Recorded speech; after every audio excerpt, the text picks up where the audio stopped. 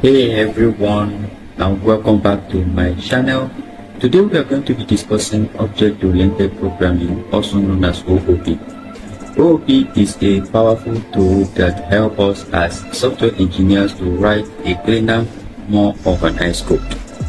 Now imagine this. Think about Legos, for example.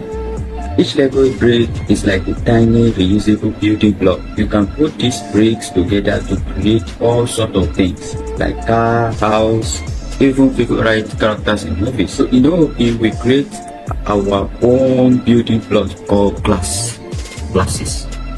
Now what is a class?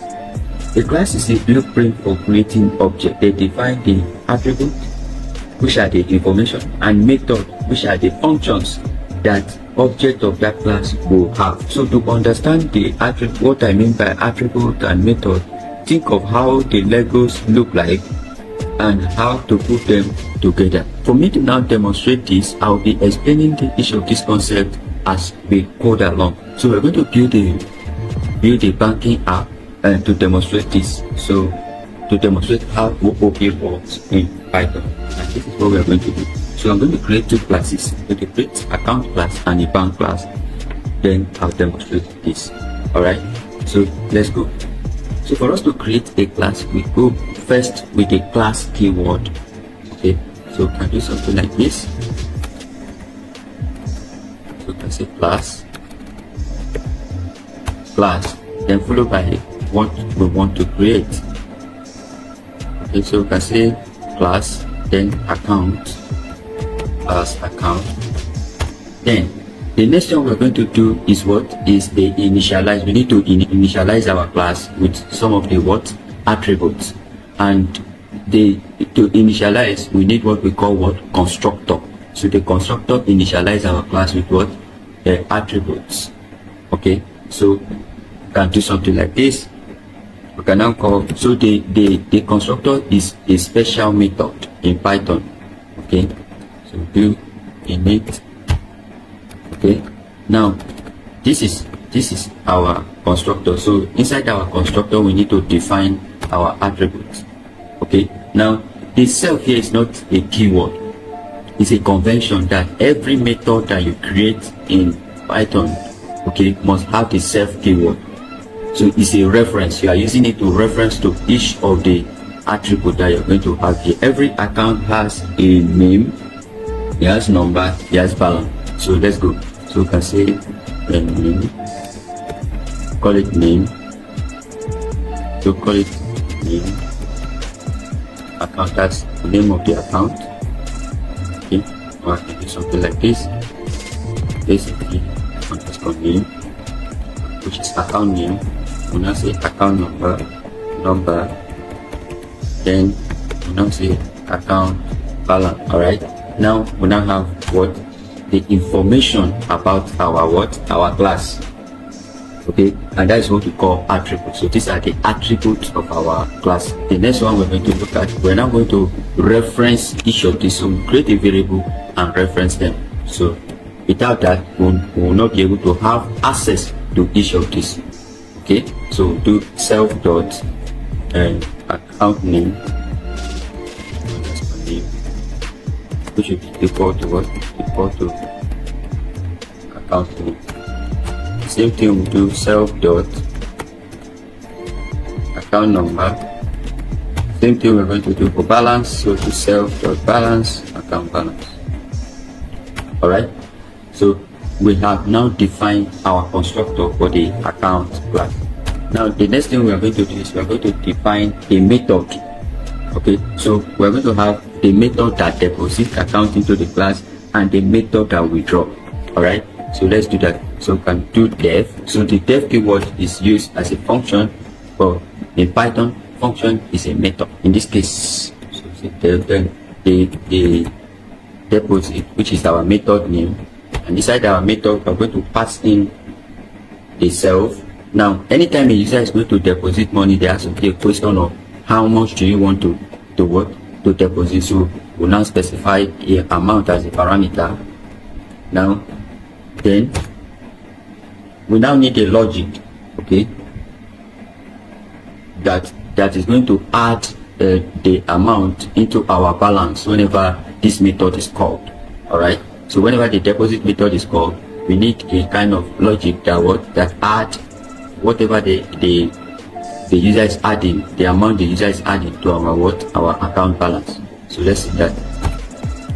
So we can do self dot account balance. So we now say plus equal to what amount. Okay, so what we are saying in this line of code is any amount the user enter, just add it to this balance. Okay, that's what we are saying in this line. Then we need, now that we have been able to add amount to balance, we need to print to the user what's happening. Okay, so we're going to print the user the amount that was deposited, who deposited, and the current balance. So we now say print. So format our print out. Okay, we format our print out and we say curly braces. So call the account name, which will tell us the name of the person that deposited. So see account underscore what? Oh, sorry, we need a self. If not, we can't have access to it. So see self dot account name. Then we'll not say deposited. Then we'll specify the amount that was deposited by the person. We'll say self dot what? Okay, so yeah, the amount is a local variable here. Okay, it's a parameter here. So I can't come here and use self again. All right, so I'll just call it directly. Okay, so I'll do amount. Then I'll say current balance. Current balance should be what? Then I'll specify the curly braces and say self dot what. So with this, I'm able to print out to the user whenever there's a deposit in the account. Now let's move further. So now we have an account class and we have what? A deposit method. Now let's create a withdrawal method. So we can create a withdrawal method by using the def keyword again. We say def withdraw. Okay, withdraw. Then it takes parameter. Now again, when a user wants to withdraw, he needs to specify the amount he or she is withdrawing from the account, right? Okay, so we can now say withdraw. So we now say self, and then we specify the amount the user gets to.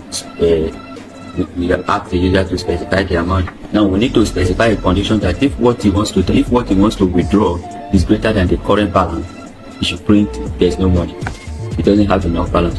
But if it is equal to or greater than what he's asking for, then he should be able to withdraw. So how do we do that? We'll say if self dot balance is greater than or equal to what the amount he wants to withdraw, then you should tell the user that what? You should tell the user the who and the amount that is withdrawn. So we come here and do something like this. We now say okay, so we need to minus. So we can say self dot balance. Tell the user that okay, what you are withdrawing, this is the person that withdraw and the amount the person withdraw and the current balance. But the moment the amount is not equal to what he has there, so we now have the else clause here. So say else. Tell the user you don't have enough balance to print, and if you tell the user that okay, what you are withdrawing and who is withdrawing, so we now see the name of the person that is withdrawing. So say self dot name, account name. We now say withdrew what? Withdrew the amount the person withdrew. So we say amount. We can say self dot balance, self dot account balance, Alright, so this way whenever the amount the user wants to withdraw is greater than or equal to the current balance is the current balance, you don't have enough money. Okay, so that is it. So we have been able to create an account class with what? With two methods, the method that deposits and the method that withdraw. So this is it about the account class. Now can I go ahead and create an object of this account class? How can we do that? So come down here. Now what is an object that I said? An object is a copy of the class with the actual value. Okay, so it is an instance of a class. So whenever this is a template of an account class, this is a template, this is a blueprint. Okay, so and because it's a blueprint, it cannot work